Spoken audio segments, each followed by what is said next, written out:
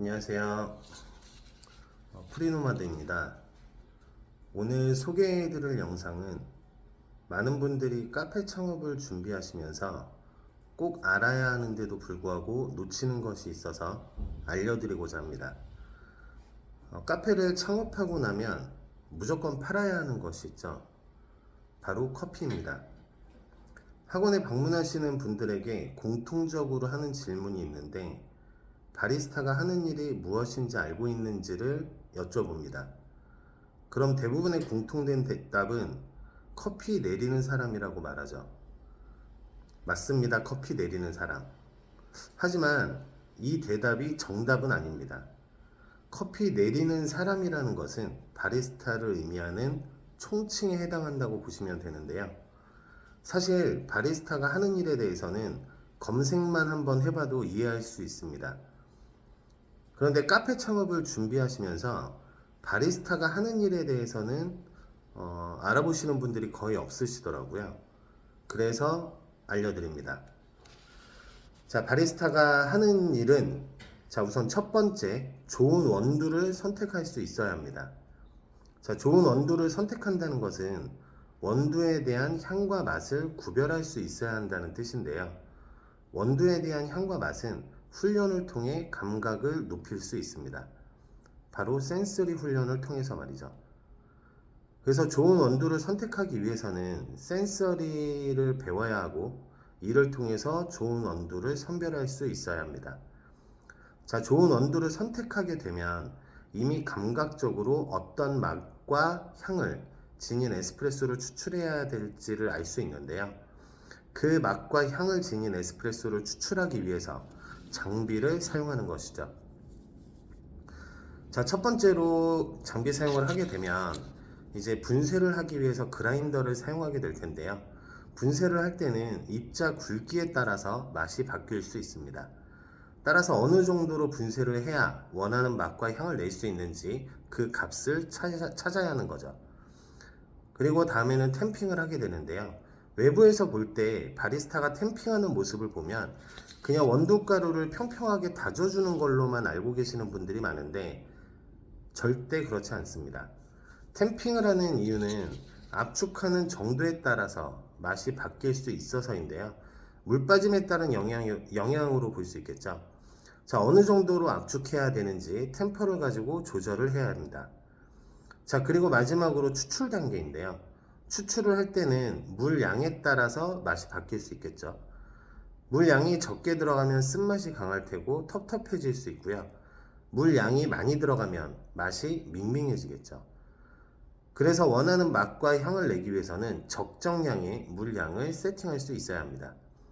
자, 그럼 바리스타로서 기본적으로 해야 하는 것을 정리해보면 좋은 원두를 선택할 수 있어야 되고 해당 원두로 어떤 향과 맛을 지닌 에스프레소를 추출을 할지 감각적인 세팅이 필요합니다. 자, 분쇄 단계를 통해서 원하는 입자 굵기를 찾아야 하고 찾은 입자 굵기에 맞춰서 그라인더를 세팅해 주시면 되는데요. 탬핑을 통해서 알맞은 압축을 하고 나면 그 값은 템퍼에 적용시켜 주시면 됩니다. 그리고 마지막 추출 단계를 통해서 적정량의 물 양을 세팅하고 나면 그 값을 머신에 입력해 주시면 되죠. 이런 단계를 거치고 나면 비로소 원하는 맛과 향을 지닌 에스프레소를 추출할 수 있는 것인데요. 자, 근데 카페 창업을 준비하시는 분들이 대부분 생각하는 것이 외부에서 바라보는 모습, 즉 버튼 한번 누르면 분쇄되고 버튼 한번 누르면 탬핑되고 버튼 한번 누르면 추출되는 이 모습만을 보고 에스프레소를 추출하는 것이 쉽다고 생각합니다. 자, 바리스타를 실무 위주로 배우셔야 하는 이유가 여기에 있는데요.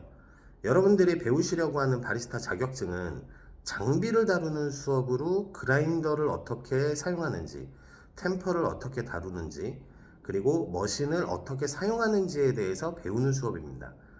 아무것도 모르는 상태니까 장비 사용법이라도 먼저 배워보고 싶다고 한다면 자격증 쪽으로 배우셔도 됩니다. 문제는 장비 사용법만 배우고 카페를 창업해서는 안 된다는 거죠. 자, 자격증을 취득하고 싶어서 장비 사용을 배우셨다면 카페 창업을 위해서는 반드시 커피에 대한 교육을 배우셔야 됩니다. 여러분들이 고객들에게 판매하는 건 장비가 아닙니다. 커피를 판매한다는 거 꼭 기억하시기 바라고요. 커피를 판매해야 되는데 커피를 모르고 카페 창업을 한다는 게 과연 가능한 일인지 생각해 보시기 바랍니다.